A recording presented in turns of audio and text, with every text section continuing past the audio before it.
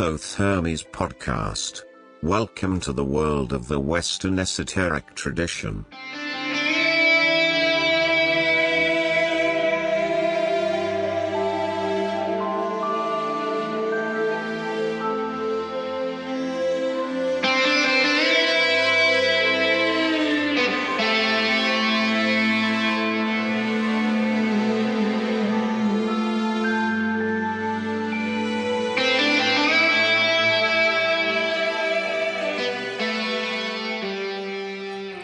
Hello, friends and listeners.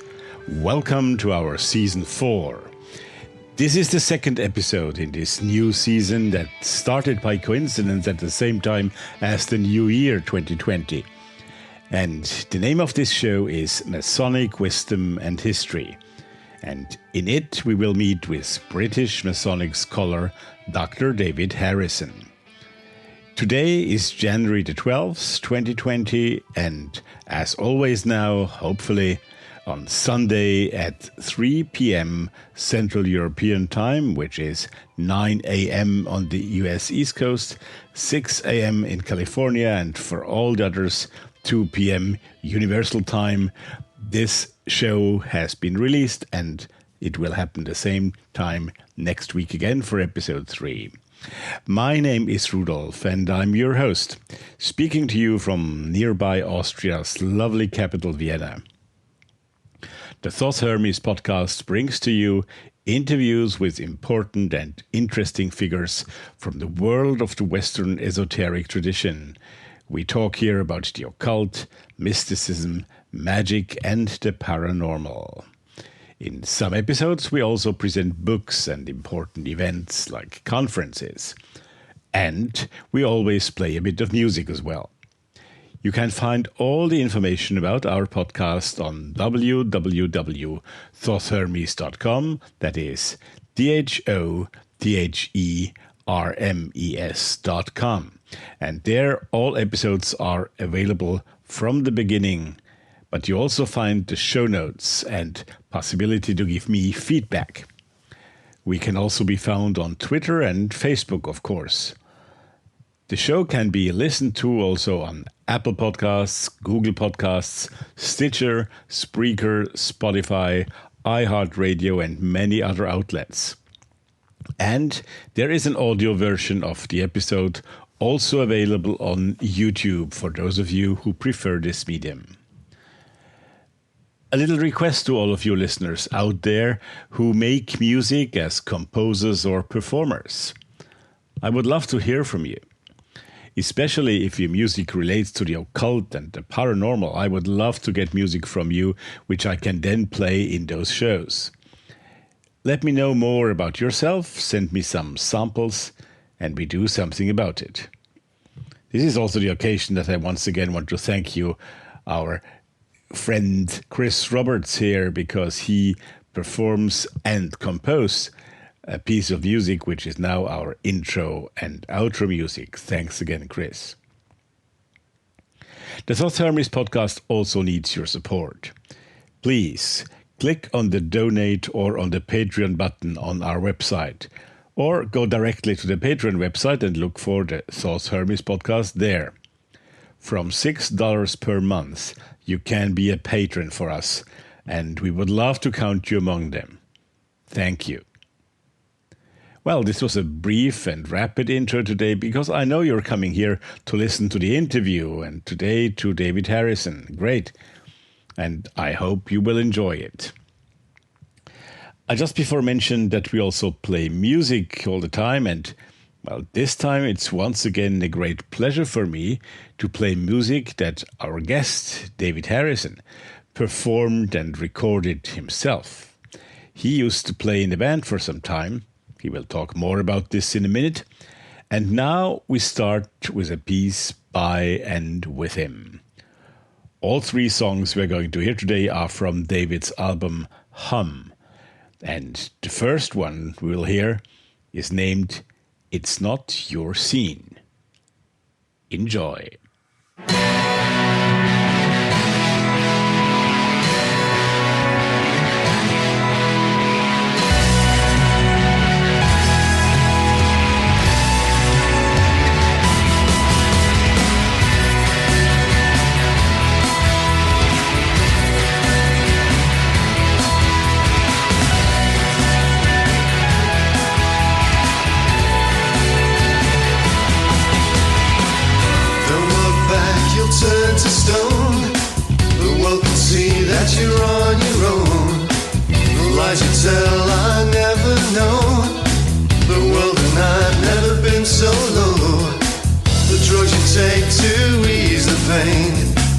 certain way when you cry my name. It's not your scene when you run around. When you run around, reason dies and excuse is found. An excuse is found. The roses dance upon your grave. Dance upon your grave. Another life I could never save. I see the blind beggar standing there. Life for me now, what I've had. My second skin rains from the sky. I've gotta catch it when I see you cry. The drugs you take to ease the pain. A certain way when you cry my name. It's not your scene when you run around. When you run around, reason dies and excuse is found. An excuse is found. Roses dance upon your grave. Dance upon your grave. Another life I could never save. It's not your scene when you run around. It's not your scene. It's not your scene when you run around. The drugs you take to ease the pain. A certain way when you cry my name. It's not your scene when you run around. When you run around, a reason dies and excuse is found. An excuse is found. Roses dance upon your grave. Dance upon your grave. Another life I could never save. It's not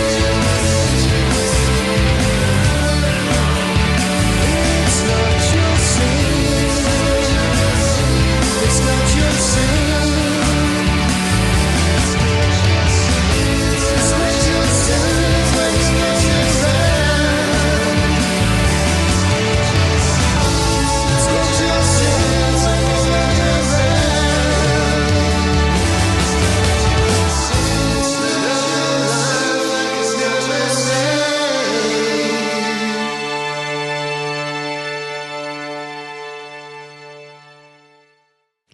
It's Not Your Scene, from the album Hum, by and with David Harrison, who is our interview guest today. Dr. David Harrison is a UK-based Masonic historian, archaeologist, and he has written several books on the history of Freemasonry and contributed many papers and articles on the subject to various journals and magazines. He is one of the most searched after UK Masonic historians nowadays. He has also appeared on TV and radio, providing expertise and insight into this subject. Having gained his PhD from the University of Liverpool in 2008, which focused on the development of English Freemasonry, his thesis was subsequently published in March 2009 as his first book, entitled The Genesis of Freemasonry. After completing his first degree in history and archaeology in the University of Wales in 1997, Harrison had worked as an archaeologist and most notably on ancient Roman sites around Chester and Halewood in Liverpool. In our interview, we talk in the first part mainly about David's background, where he discovered Masonry and what attracted him to history and archaeology, which, in a way, as you will hear shortly, was also partly a coincidence. Or maybe fate? Well, whatever. Let's go into the interview now and join David in his native England. As always, we will take a short musical break after about half an hour into the interview. Here comes the interview. It is my great pleasure to welcome today on the Thoth Hermes podcast, Dr. David Harrison, who is speaking to us from the United Kingdom, as you will soon hear by his little British accent. And Dr. David Harrison is a very well-known and very high-end Masonic scholar.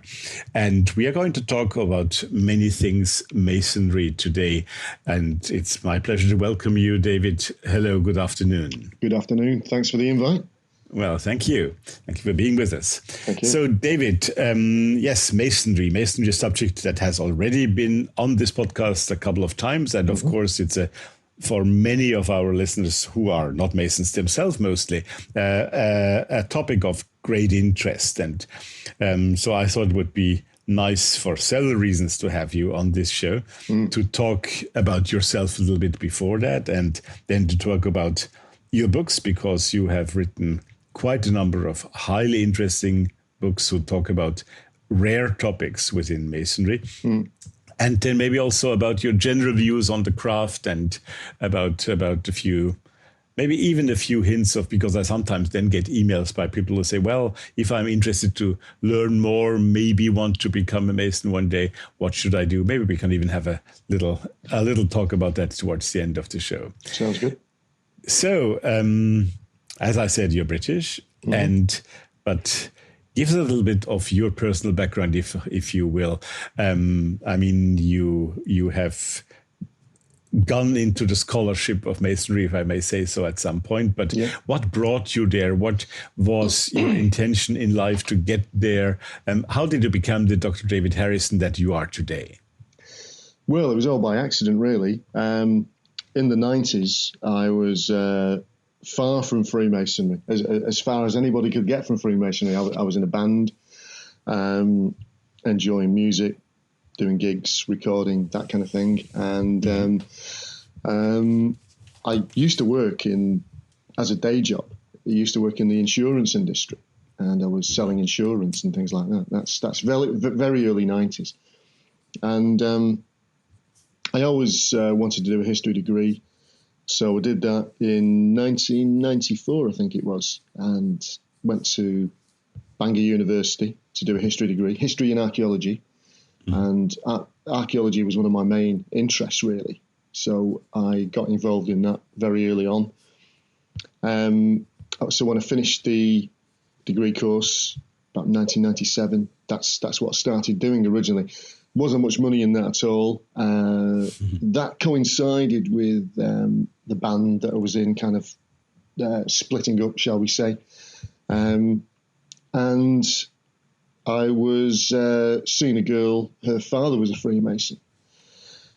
And he invited me to a couple of the social do's and said, you know, you're interested in history, you might like a bit of this, you know. So that's how it really started. And I joined a lodge. The first lodge that I joined was in Cheshire, in a little village called Lymm. And it used to meet above a pub. Well, it still does. And in the middle of the village. And it was great. That was about 1998. So I've been a Freemason now for nearly 22 years. And I loved it.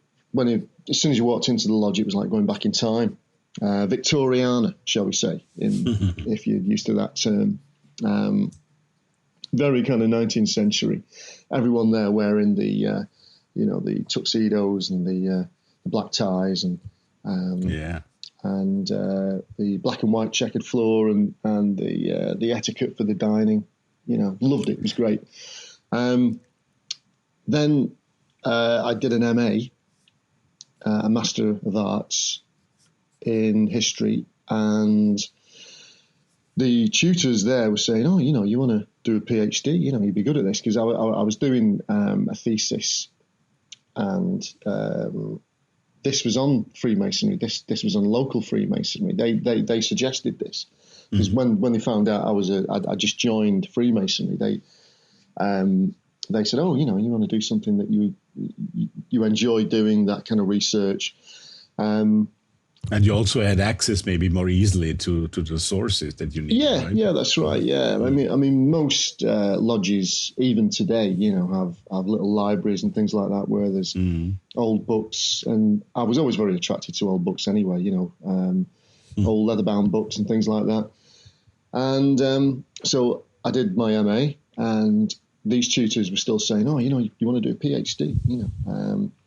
And I suggested Freemasonry again, and they said, "Yeah, let's do it." And it was as easy as that, really. When I think back, it was like a step-by-step thing, and it was really easy. And before I knew what I was doing, I was doing this PhD, and now that I still do a bit of tutoring now, degree students and MA students and PhD students especially, and some of those I found it really difficult, to actually get on a PhD program, shall we say, and I kind of said, oh well, when I did this, it was quite easy, and I think one of the aspects of it was the Masonic research that I proposed. And when you do a PhD, as you probably know, you have to do something that's new, not been researched, at least for a while anyway, and you've got to come at it with a different angle, and it's got to be a new direction within that research, building up a thesis. So it was looking back, it was quite easy, quite strange, the way it occurred, and so I did the PhD part time because I was teaching and lecturing at the same time as well, and a part time PhD took about 7 years to do, and so it's 2007 when I completed the PhD, submitted it, successfully defended it the year after in March 2008, and it was published as a book, and this became my first book, Genesis of Freemasonry. The publishers changed the title. I think the title was something like the History and Development of English Freemasonry or something like that.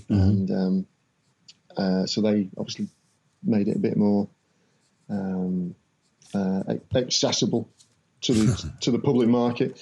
And there'd been a few other books called The Genesis of Freemasonry. I think there's been about 2 or 3 books. So they wanted to distinguish it from them, yeah. Yeah, and it sold really well, and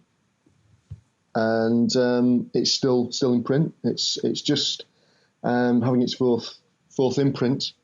That's impressive, yeah. So it's available again at the end of the month, and it did really well. It's become a classic, really, in a way. Masonic. Yeah, classic. it certainly has. Absolutely, I couldn't agree more. Yeah.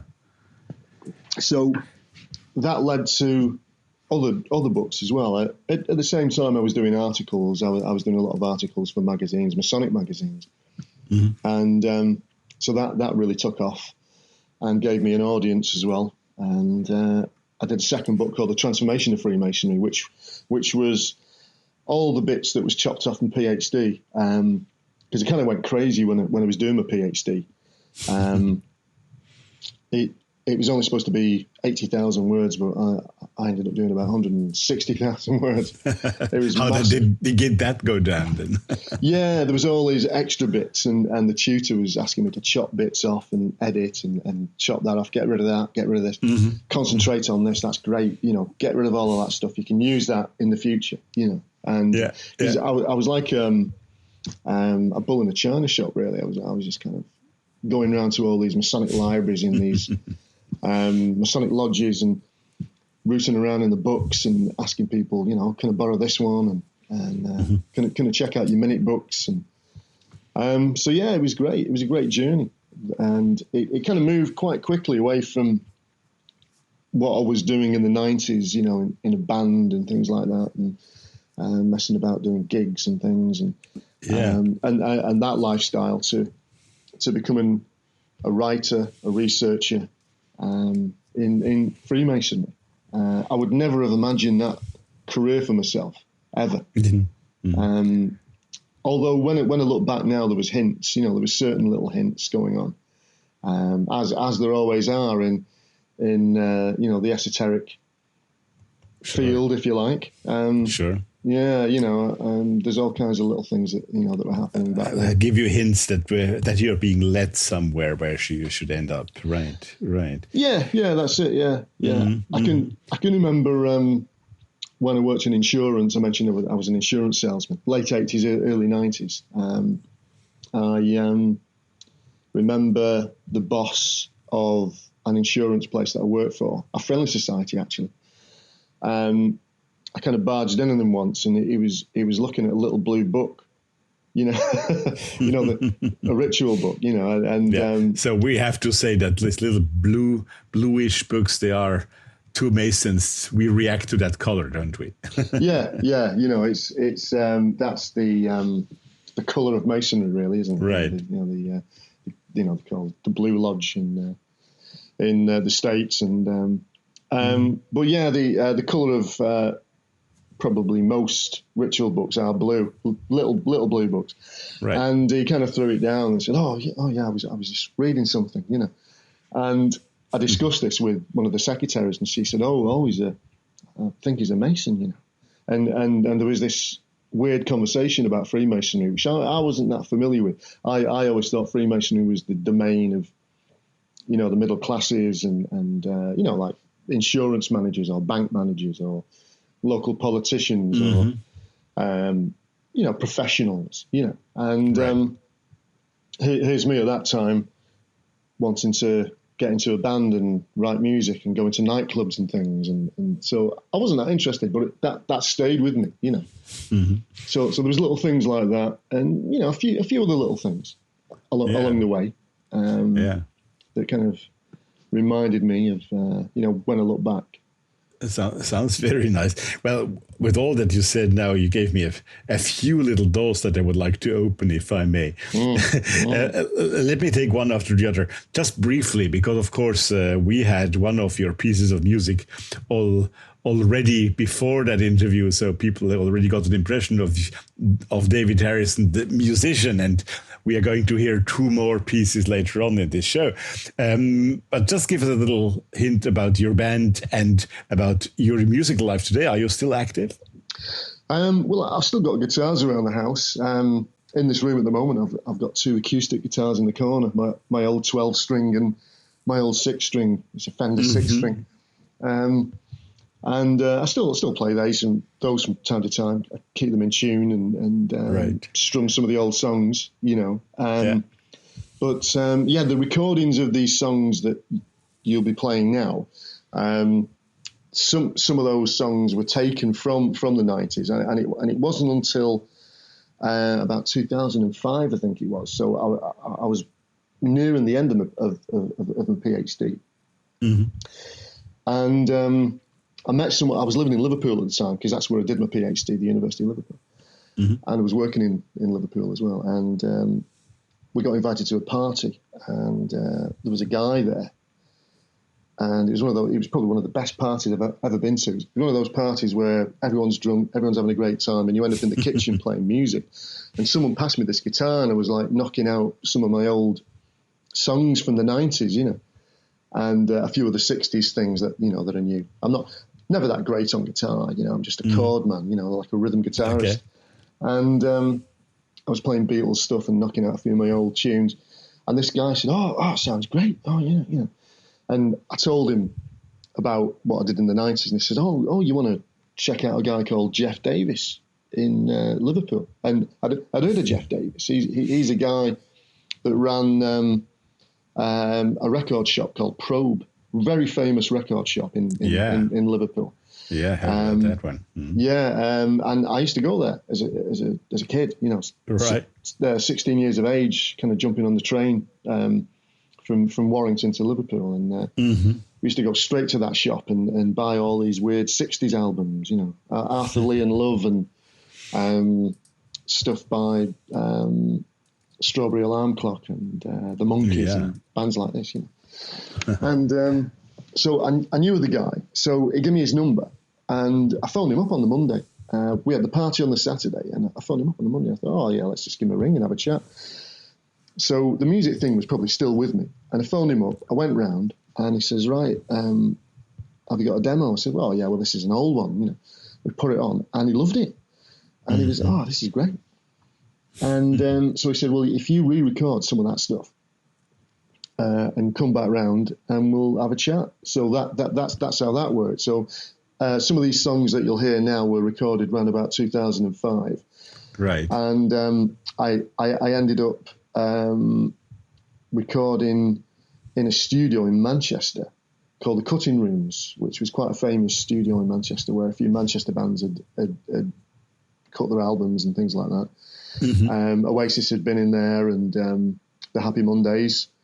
And I met this guy called Adam Speakman, who was a great engineer. Well, he still is, still works around Manchester. And he kind of became my producer in a way. He was, you know, I was playing in the songs, and he made them more professional. And so I was doing things then that I hadn't done in the 90s, really, you know. And this was all at the same time that my PhD was going on.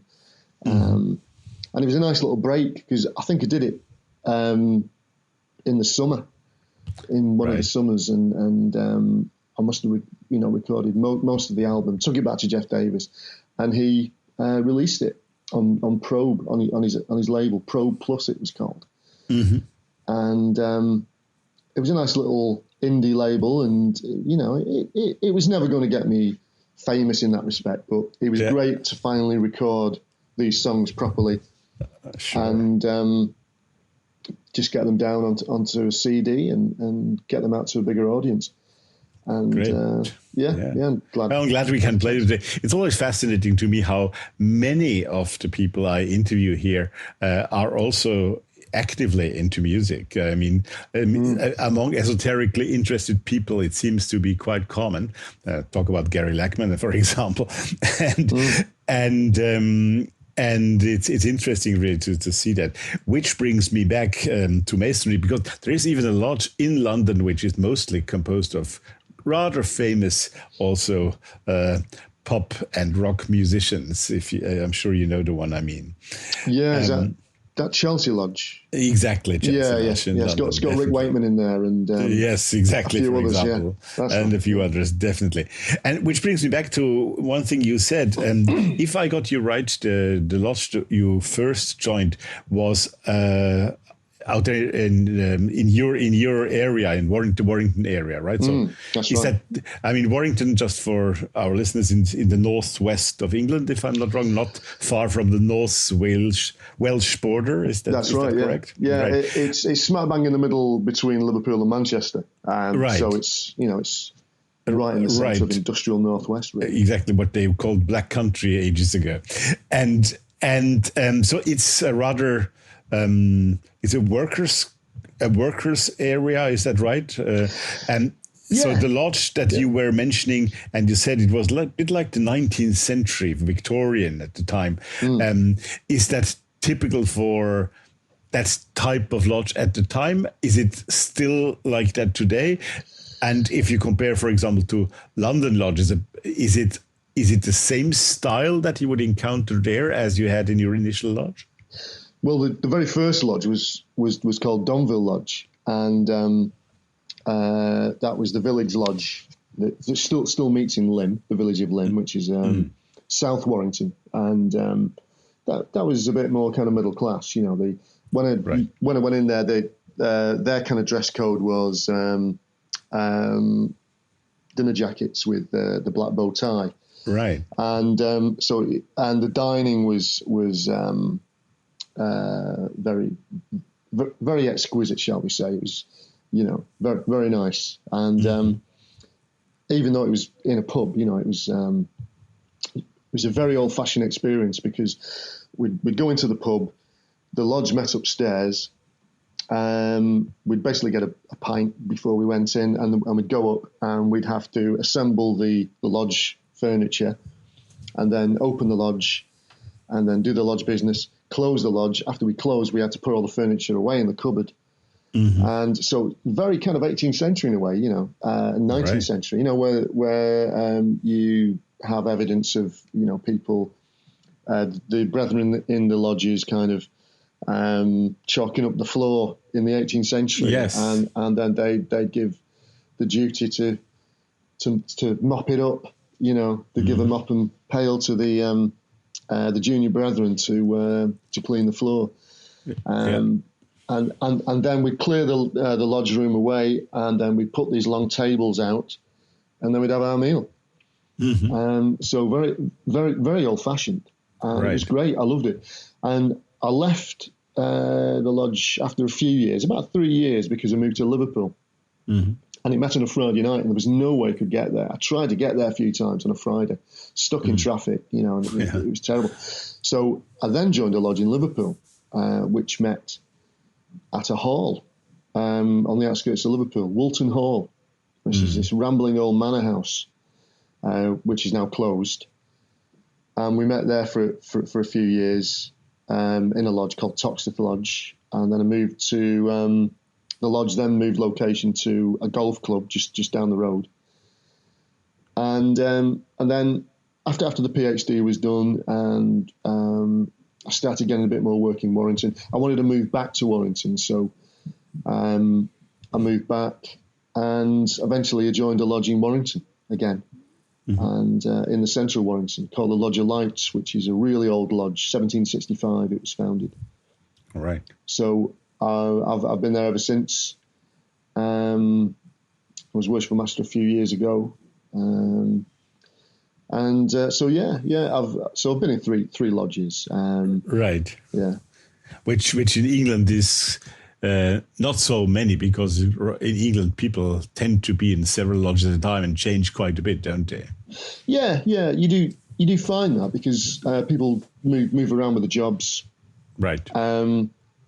Things like that, and sometimes they have a break as well. Plenty of Freemasons that I know have had a break, probably 5-10 years, for whatever reason. Could be family, could be whatever, and they just decide to have a break. And I've known a few guys that have had breaks and come back to it, and either joined another lodge or whatever, or Right. Now let's go back to your books, David. How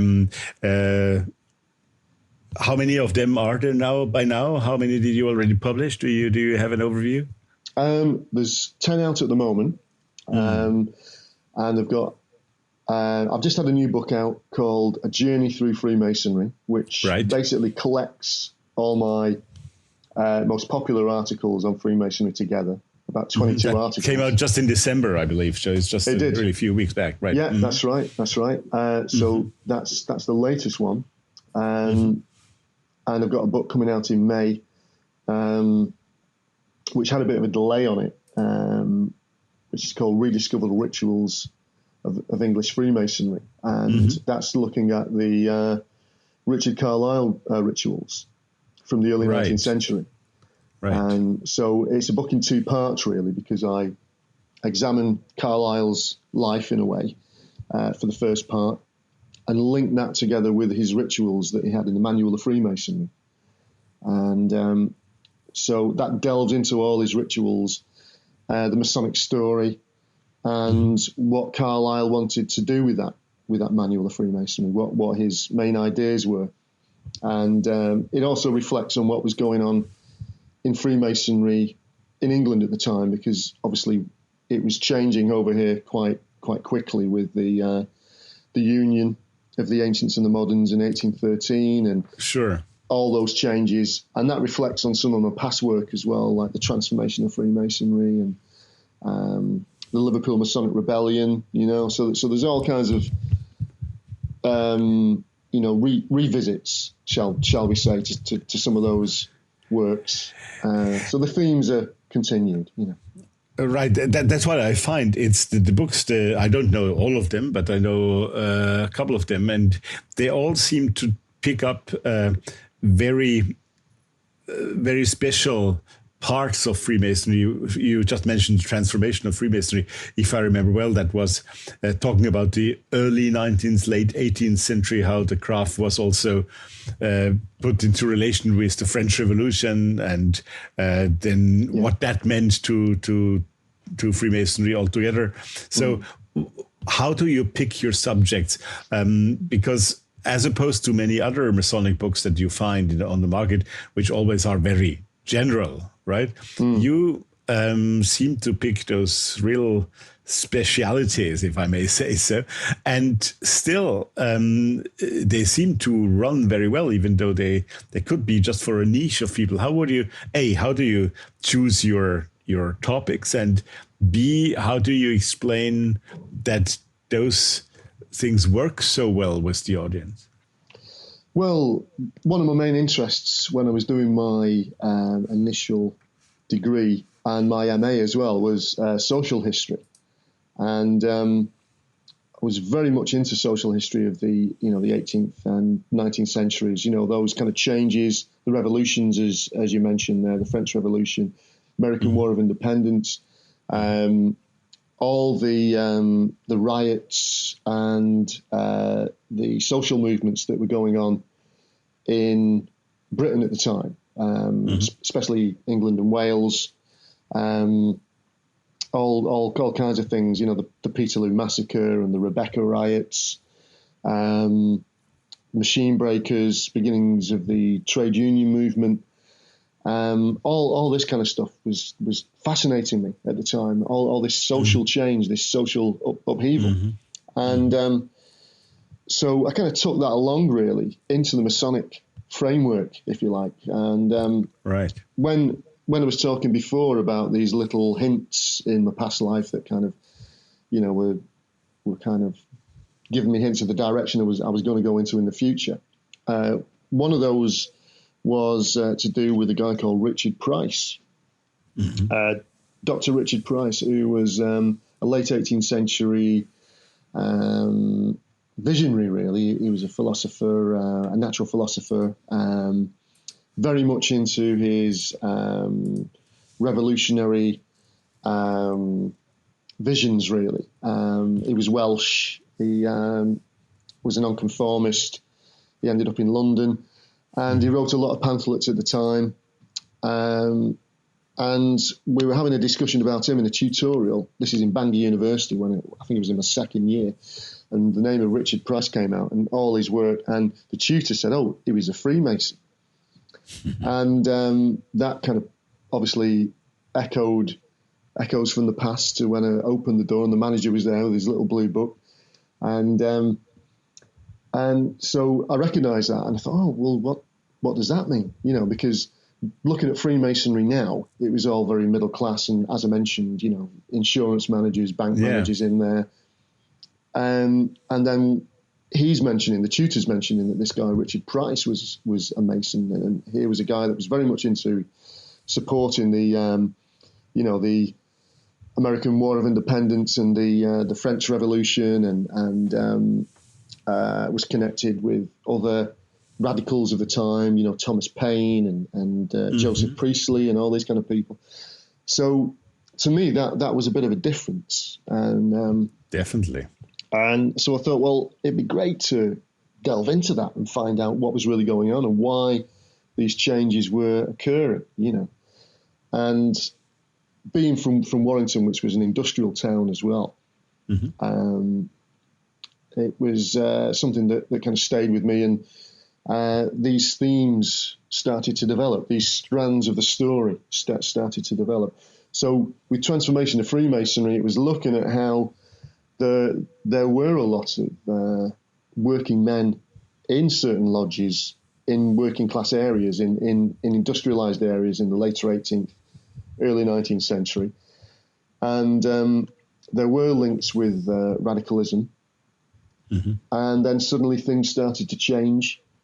When you get to the mid-19th century, the 1850s, certain charismatic individuals were being invited into lodges, that were industrialists, like Sir Gilbert Greenall, for example, in Warrington, who was a brewer, and he was very famous in regards to Warrington industrial history. And he invited people in, and before you know what's going on, the lodge was turned from having a working class element to it to being a very Victorian middle class lodge, you know, and so it was these kind of changes that fascinated me. And Freemasonry is all about change as well. You know, it not only reflects the society that we live in at the time, but it changes with that society. And if you look back to the 19th century, the 18th century, you can see how Freemasonry has changed and adapted, and it's changing all the time. And you know, that's one of the things that fascinates me as well. And with the Liverpool Masonic Rebellion, for example, that was a story that just grabbed me, where you have a bunch of Freemasons that disagree with the Union, disagree with the way Freemasonry is going, and they rebel and create their own Grand Lodge, you know. Yeah. I must say, I had discovered that story from your book, and I wasn't aware of it at all, and I find it a fascinating story. Right. Very interesting indeed. And I so much like that Northern English accent of David's. Okay, I promised you some more music by him as well, and here we go. The second song that we play from his album Hum is called Luminous Circles. It actually opens that album. And by the way, it was David himself who picked the 3 songs we play today from this album for you, so it's a purely authentic choice. Here we go. Luminous Circles with David Harrison.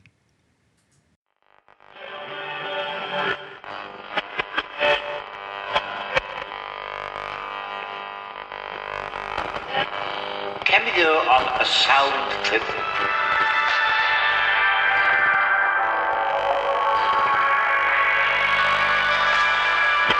Can we please now listen into the sound? If you could hear the sound, it would sound something like this.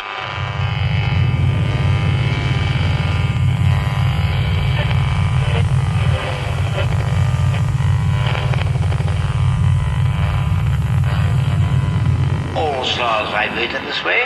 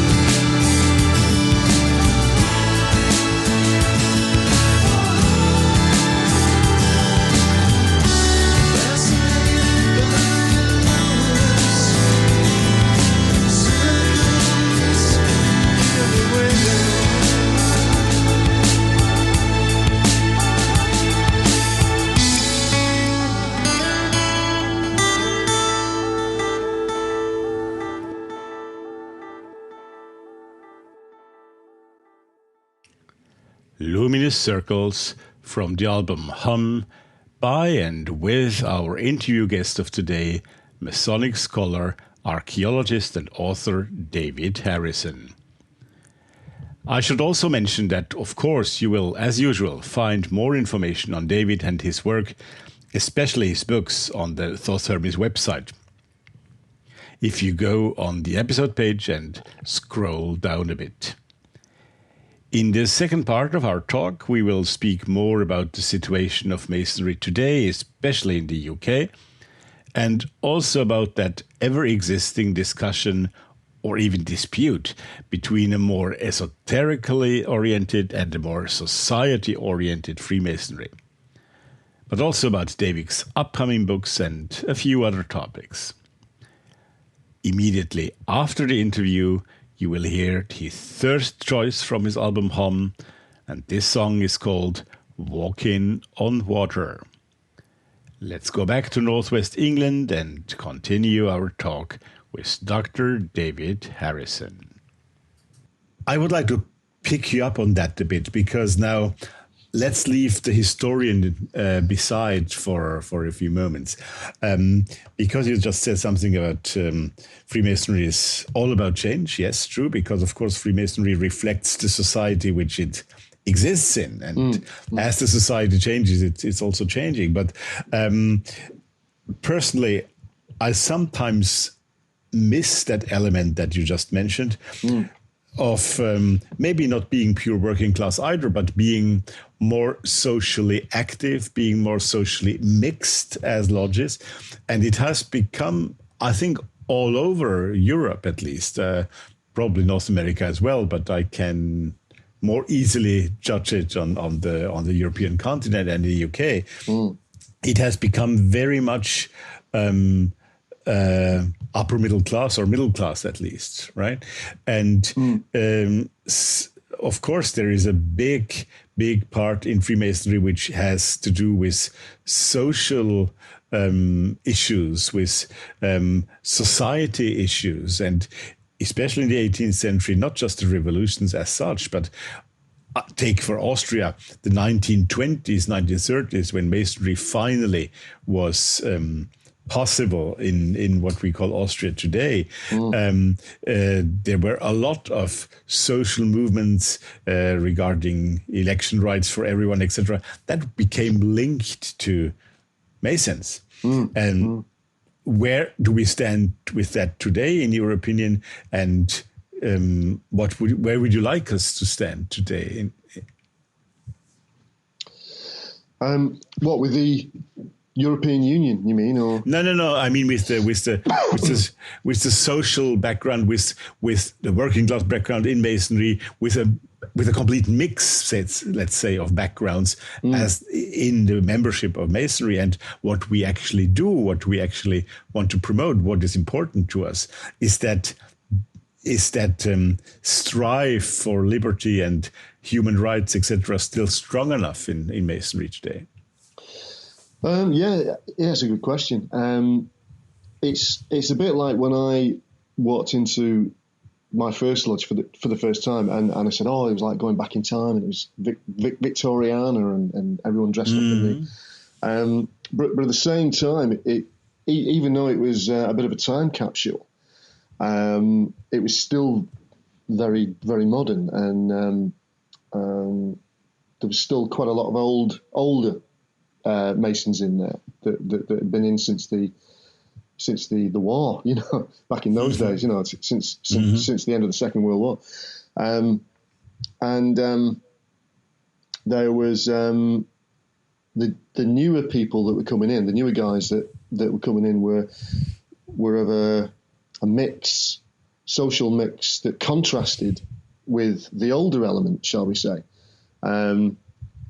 Like myself, for example, I was from a working class background. Even though I got a PhD, I was, my dad was a factory worker. I was from that background, and there was sorry to interrupt you, but were you at the time rather an exception in your lodge, or were you, was it the usual mix there? I think it was a mix at that point. I can remember another guy being in there that was a car mechanic. and a couple of other guys that that were more working class, from working class areas. So the younger element, if you like, the bottom end of the lodge was more of a working class mix, where the top end of the lodge, the older guys that had been in there since the end of the war or wherever, or the 50s, at least they were very middle class, accountants and business managers and industrialists. You still had that kind of middle class dominant at the top end, where the bottom end, the new guys that were coming in were more of a mix. And I think that's because the social scene had changed, and there was definitely the beginnings of a mix there, from what I can remember, and today as well. The guys that are my age in lodges now, they all seem to be from a more working class mix, really. Yeah. So it seems to be changing. English masonry seems to have a kind of a problem getting new membership, especially among younger people. And when you go on the website of the United Grand Lodge of England, for example, you get the impression they're really trying to attract people actively, right? Which is also partly British phenomenon, to be honest. Here on the continent, we are a bit more discreet about that. And in Austria, for example, we are a much, much smaller group, of course, but it is growing slowly, steadily. So how do you see is there a problem with masonry? Is it not attracting the right young people today, or how would you define that? What causes that membership crisis, in your opinion? Yeah, I've talked about this before, quite recently, actually, on another podcast. Okay. There's a big debate about it, really. It's as if there's a couple of theories that are floating around. One theory is that it is kind of declining, which has created a bit of panic, and it's like, we've got to get the young guys in, and we're trying different things, to get to connect with these young people to get them in. Another theory is that Freemasonry peaked after the Second World War. The guys that that fought in the war, they went back to Civvy Street, as they say in England, and they still wanted that camaraderie. They still wanted that order in their lives. They still wanted to meet people from their background, and so you see this peak of Freemasons joining lodges, and lodges being made as well. There's a few lodges that kind of pop up around that time, and there's an expansion of Freemasonry, and then suddenly it starts to drop around about the 1980s. It starts to fall off, and by the time I joined in the late 90s, it was definitely on a steady slope downwards, and it's still kind of maintained that trajectory, really, going up and then down again. Is that healthy? The going down? Is it just well? One of the theories is that the peak after the Second World War was a bit of an artificial peak, if you like, and it's now leveling itself off to what it was before. That's one of the theories. There's a colleague of mine, John Belton. I think he's put that theory forward. Another theory is that it's kind of hitting the skids, if you like, because people have got a change in lifestyle. There's their working lifestyle has changed. They're now working all over the place, in big warehouses, and it's kind of different shifts, and people, young people, finding it hard to get on the housing ladder, for example, finding it hard to get a job or pay off debts from university or wherever. So the whole lifestyle has changed, and also, there's a theory that was projected in a book called, I think it was called Bowling Alone. And it was from around about the late 90s, early 2000s, I believe. And this book put forward that people's lifestyles have changed. People aren't clubbable anymore. If you read diaries and works from the 18th century and early 19th century, you always hear the word clubbable. He was a clubbable gentleman. These guys like to find like-minded people like themselves and join clubs and discuss whatever they want to discuss. Yeah, I hadn't heard the word before, but it's very speaking. It's very clear. Yeah, clubbable. Yeah, that's right. Yeah, so so this author that wrote this book, Bowling Alone, was basically putting forward that people today are less likely to join clubs and societies because they have other things to do. It's not part of the social scene. So there's all kinds of theories floating around. But for me particularly, I mean, even though there's quite a lot of lodges closing, there's still a lot of lodges that are thriving as well. Yeah. I mean, my lodge is doing very well.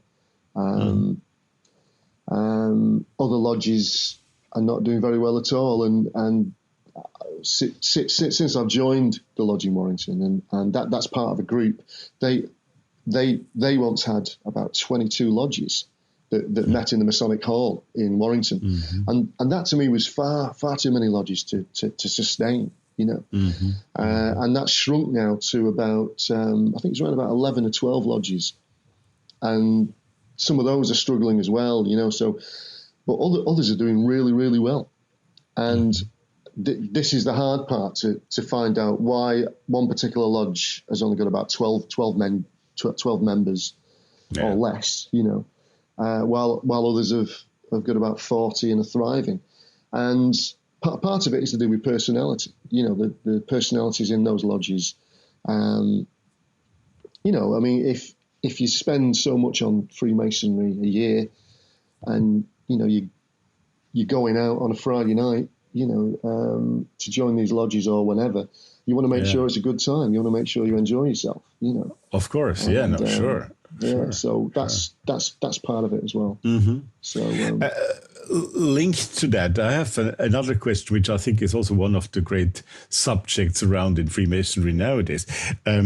You said before, very early in this interview, you said you had come to Freemasonry basically by coincidence, and like it often happens in the esoteric field. That's the words you used. Yeah. And I find that interesting. I am completely with you. Well, how could I not doing what I do here on this podcast and everywhere else?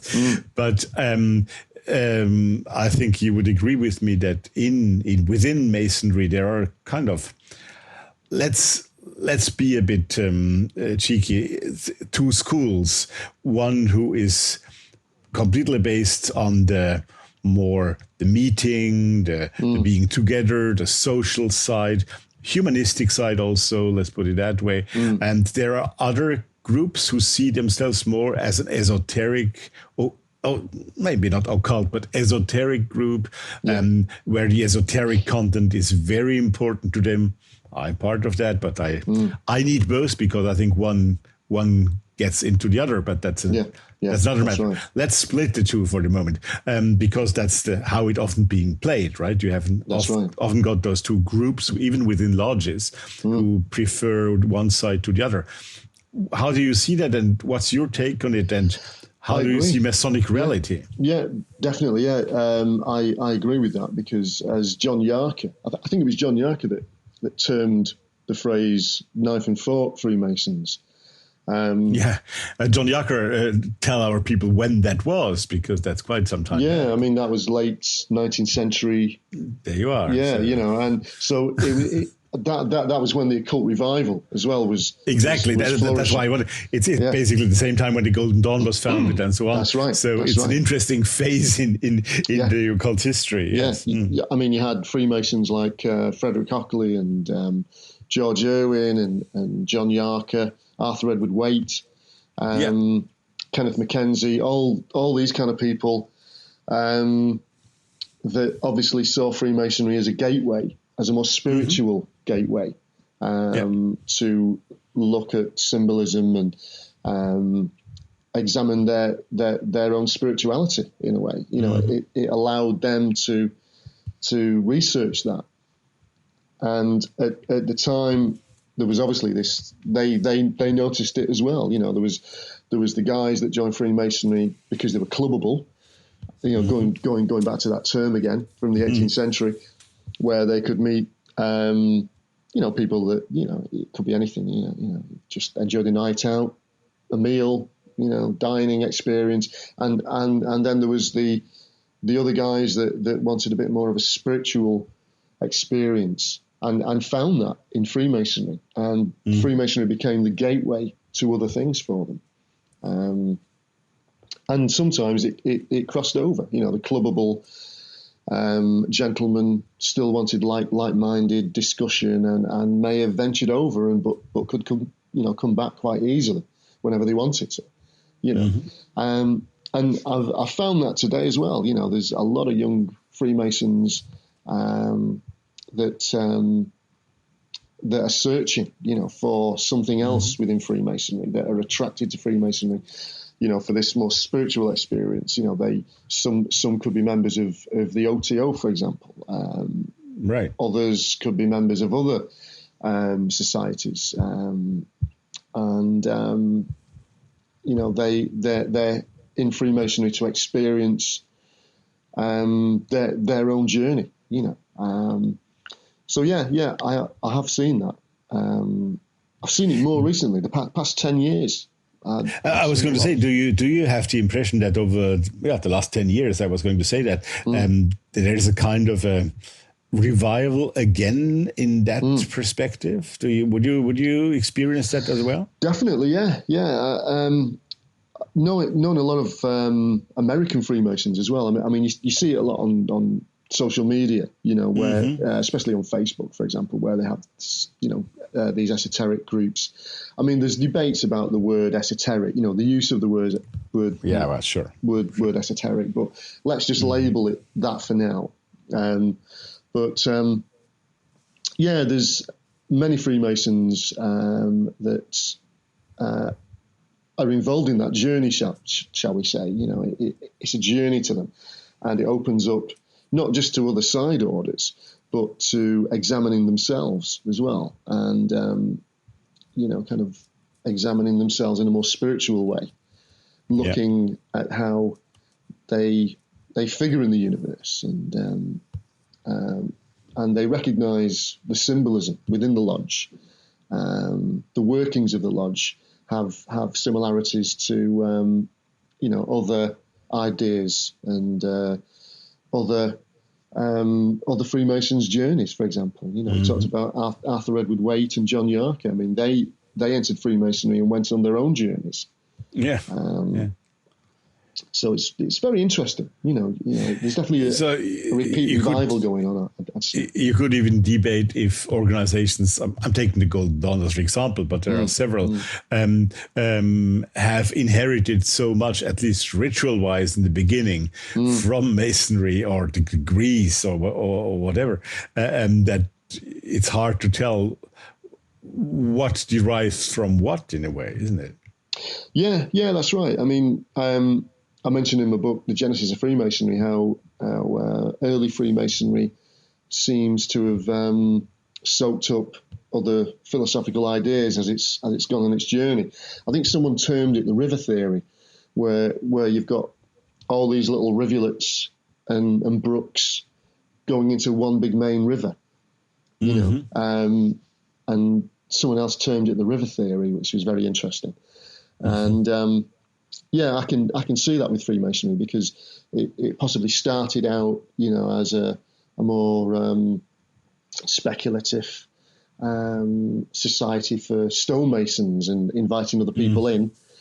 And then it soon kind of went on and adopted other ideas, and expanded and developed again. And from 2 degrees, it went to 3 degrees, in the 1720s, and expanded on its symbolism, for example, and adopted other philosophical ideas that you can actually see in Freemasonry. Going back to the 17th century, the Cambridge Platonists, for example, you can see some of those ideas reflected in Freemasonry, and I make a point of that in my first book. How these little ideas filter in there. Yeah. But when you listen to certain let's call them officers of regular Masonic obediences, certain, then you get the impression that they don't want that part of Masonry. I've heard high-end members of the United Grand Lodge of England say that we have no spiritual background. Literally, that's right. Yeah, I remember. You heard of that as well. So I find that really odd, personally, to be honest. On a personal level, but also even on a practical, pragmatic level, because, as you just said, the last 10 years have shown a certain kind of revival in that field. Wouldn't that be a possibility to attract more young and more interested and genuinely interested people? Yeah, I think I can remember that speech now. It was it was one of the quarterly communications. Yeah, it was the I can't remember who it was now, but no, I can't remember either. But it was 4 or 5 years ago, I said. But yeah, it led to quite a few resignations.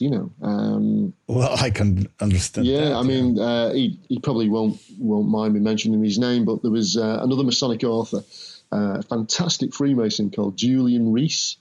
I don't know if you're familiar with his work. Sure, yeah.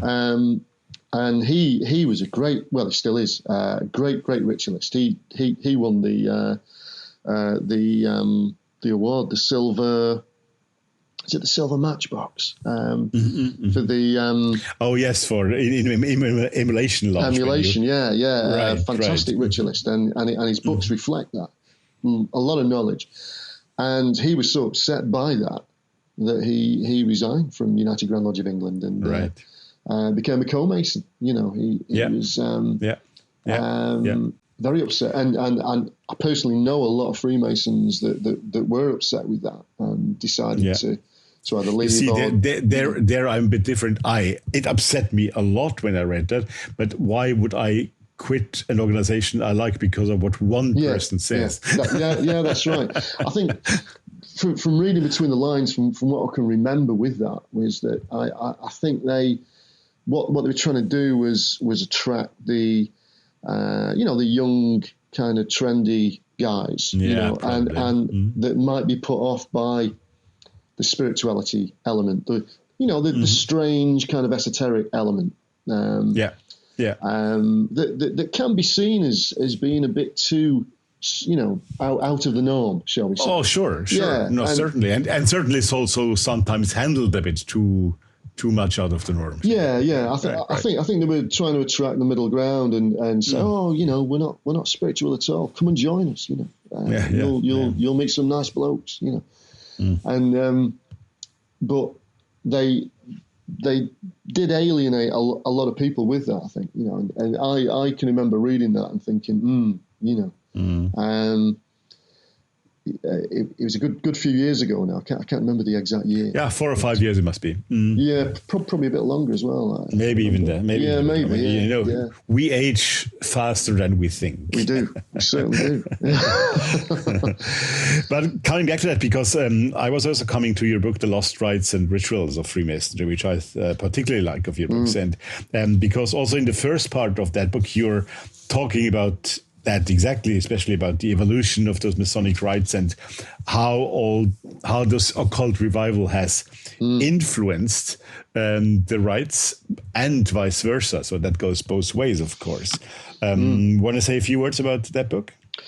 Yeah, well, the Lost Rites and Rituals of Freemasonry was again that happened by complete accident, really, because that was a breakaway from my other works. You know, when we mentioned about the social history and exactly. the changes of Freemasonry, and it was inspired by a couple of conversations I was having at the time. I was talking to a guy in the States.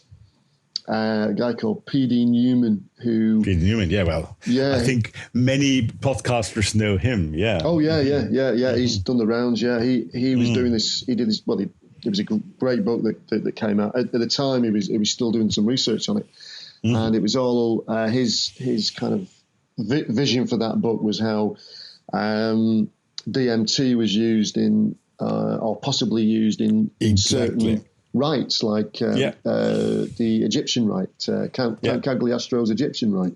Exactly, Memphis Misraiment, That's right, yeah. And there was another rite, I think it was the Melissino rite, where, again, possibly the ritual hinted that something was taken. And we had this great discussion where, well, that would make sense, you know, with the white and black checkered floor and all the candles flickering and the atmosphere. And then we got talking about other orders where a drink is offered, you know, that could have had herbs in it and things like that, you know, and different types of wine. So it was a great conversation, and that got me looking into, triggered me in a way to look into these other rites. And I picked up a book of Arthur Edward Waite's Cyclopedia. And that had them all in, you know, little entries for all these weird and wonderful rites that existed on the continent in the 18th century. And around about that time, I got talking to, I've forgotten his name, Joseph Wages. Yes, Joseph Wages, yeah. And I've forgotten his name. He'll probably kill me over that. He wrote that great book about the Illuminati, the Bavarian Illuminati, and he sent me a copy, and that was great. You know, I'd never really delved into those kind of rites before because I'd concentrated on English Freemasonry and the developments of English Freemasonry. I was more kind of sealed off in England, shall we say, you know, and that book allowed me to look at all these rites on the continent in depth for the first time, and so that's how that book came about. And then when I was doing it, the publishers said, well, you should try and bring it back to England if you can, because obviously a lot of people that are going to buy it will be English, you know, or will speak English. So, you know, you need to bring it back into England. So I ended up kind of, for a couple of chapters, bringing it back. And that allowed me to discuss the occult revival. You know, people like Yarker and Waite and Hockley and Irwin and all these people that tried to delve into these lost rites of the 18th century. And try to revive them, you know, like Yarker with the Swedenborgian rite, and how I think it was Irwin that tried to do a seance, and with Count Cagliostro and all these other figures, and you know, try to get these details of these lost rituals and things, which was fascinating, you know. So yeah, it was good. Yeah, and out came a really fascinating book, I believe, because I think your book is really highly interesting and can only recommend it. Really. David, you spoke about a couple of projects that are up and running, and mentioned a book that will be published in a few months, I think. What any other plans you have and you would like to talk to us about, and what people should keep their eyes and ears open about yourself and what's coming? Yeah, well, my latest book, the one that's out now, just out now, is the A Journey Through Freemasonry, which has all my. It's a bit of a compendium book. Mm-hmm. That's doing really well at the moment. The book that's out in May is Rediscovered Rituals of English Freemasonry, which is kind of follows on from the Lost Rites and Rituals book, really, and it's got a similar cover. I kind of envisioned 3 books that delve into these lost rituals. I need to mention. It's good you mentioned the cover, because the cover of the Lost Rites book, it's also completely different from the other books that you publish. It's you describe it, but it bears the names of the 4 archangels, which are related to elements. It has a sacred geometry sign on it somehow. Yeah. So that's probably your intention behind all that, right? Yeah, well, what I wanted to do with the cover was to blend, as we mentioned before, the esoteric side of Freemasonry and the regular knife and fork side of Freemasonry, if you like, and try and blend a symbol together that reflected both. And at the same time, I was given a talk to the regular Grand Lodge of Belgium. And the guy that organised that for me, he gave me all these rituals of Ella Cohen, the Ella Cohen rituals, and they were fascinating stuff. A big folder full of these rituals, which is great. And there was an image of the sacred circle with the 4 archangels there. And I'd seen that image before. When I was doing my PhD in the University of Liverpool, there was a girl that was doing a PhD on witchcraft, believe it or not, and she did a fascinating PhD, and she was showing me all these symbols because, like, she'd heard that I was doing the Freemasonry thing. We were swapping symbols one day, and have you seen this, and that was one of these symbols.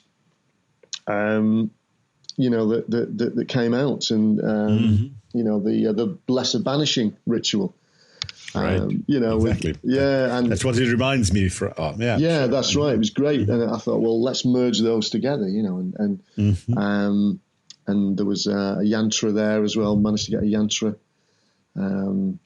within the formula as well, and it was good. So No, interesting. And but sorry, I cut you off, Miss. You were just in the middle of talking about that coming book in May, I think. Cut you with that. Rediscovered Rituals, which is the Carlisle book, the first examination of the Carlisle rituals from his Manual of Freemasonry, because it was a very, very popular book in the 19th century and early 20th century. You find it in most Masonic libraries over here. And before United Grand Lodge of England printed the official emulation ritual, I think it was 1969, that the Carlisle book was one of the books that most Freemasons used because it had the craft rituals in. But not only that, it had loads of rituals in there, loads of high degrees.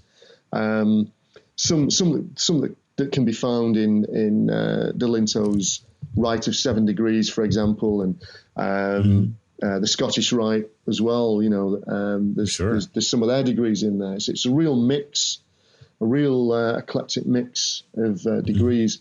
Never before been discussed. So I delved straight into that, and that became the follow-on book from The Lost Rites. So it is really like a sequel in a way. And it will be with the same publisher again, with Lewis Masonic. With Lewis Masonic, yeah. Right. Great, David. Well, thank you so much for your company in this hour. It was great to talk to you, and thank you. Looking forward to this new book. I make sure that my people here will know when it'll come out. I'd like to finish off with a sentence which is on the back cover of your Lost Rites and Rituals, and put that into a last question for you, maybe, or a statement. I don't know, whatever you want to make out of it. It says, the book will also take a look at the lost English rites and rituals. And then it says, along with the lost symbolism that vanished after the union of the ancients and the moderns in 1813. So sometimes you get the feeling that by making too many compromises, Masonry compromises, I say compromises, not being nice to each other, but compromises. You maybe lose sometimes depth and quality. I'm not sure if I'm right, but what would be your take on that? Yeah, definitely. I think with the Union, there was this compromise between the ancients and the moderns. A big example of that would be the way how the English treat the Royal Arch, for example. Where the ancients saw that as an additional degree, a fourth degree, really. The moderns only saw it as a completion of the third, a little continuation of the story, and with the Union of 1813, the Royal Arch really became a bit of a casualty, in that compromise, because I'm a member of the Royal Arch, and it's completely different to the third degree. It's a completely separate story. It's part of the same story. But it kind of zooms into the future, Absolutely, yeah. The Solomon's Temple is destroyed, and it's about to be rebuilt. The Second Temple. So there's actually a gap in the story, and all these other rituals that, going back to the Carlisle book, all these other rituals fill in that story. So what the Carlisle book was doing, the Manual of Freemasonry, that was available for these Freemasons that wanted to fill in the gaps, quite unofficially. They were they could do these little rituals, that weren't adhering to the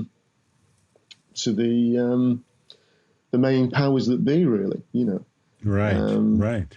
So they could fill in these stories and fill in the gaps and complete the Masonic story. So with the compromise, like the Union, there were symbols that fell by the wayside.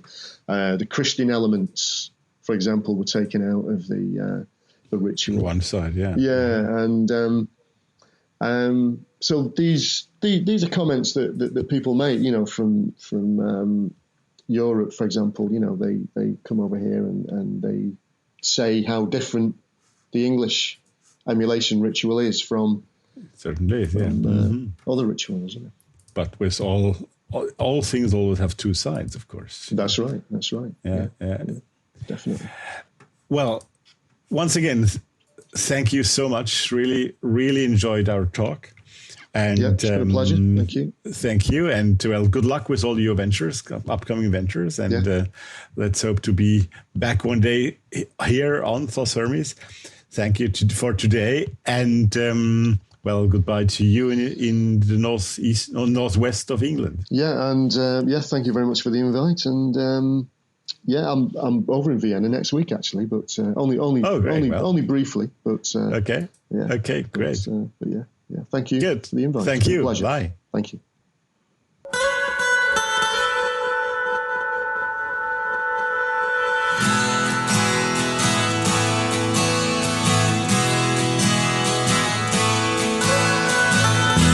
I'm feeling the summer breeze warming on my face. There's nothing that I can't do when I'm running the human race.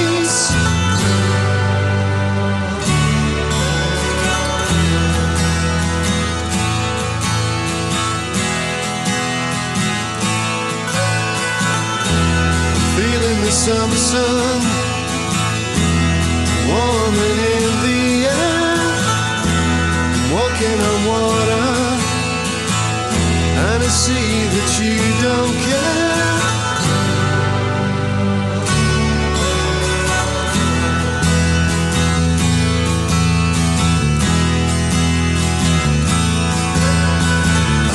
There's no one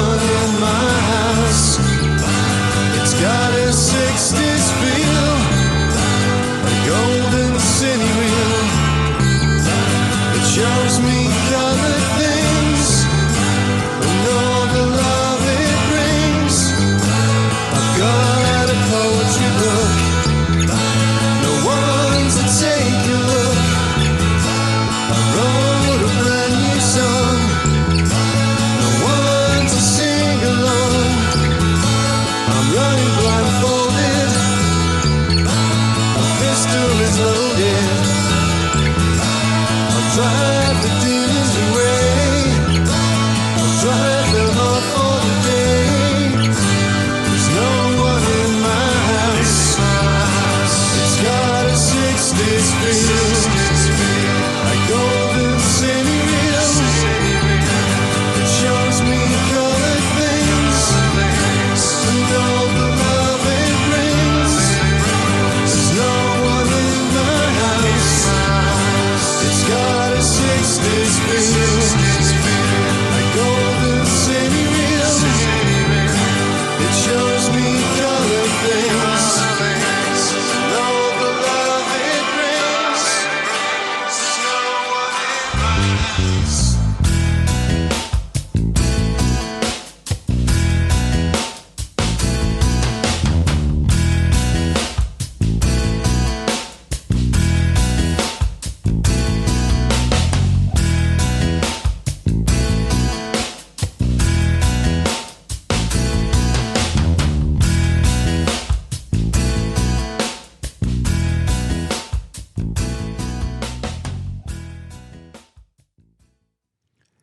That was a third song from David Harrison's album Hum, called Walking on Water, with and by David, who was also our interview guest today.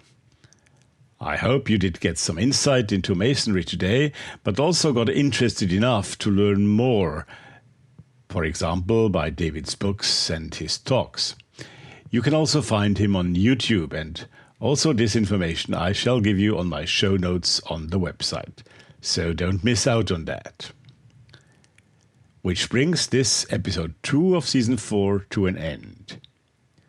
We will be back next week with another interesting talk.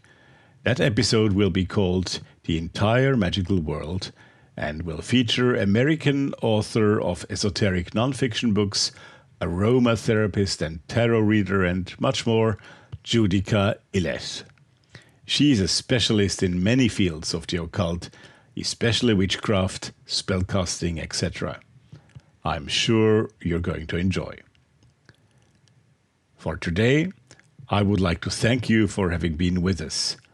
Spread the word about the Thoth Hermes podcast. Think about becoming a patron. No, don't only think about it, just do it. Thanks, guys. Take care. Stay tuned. Hear you soon.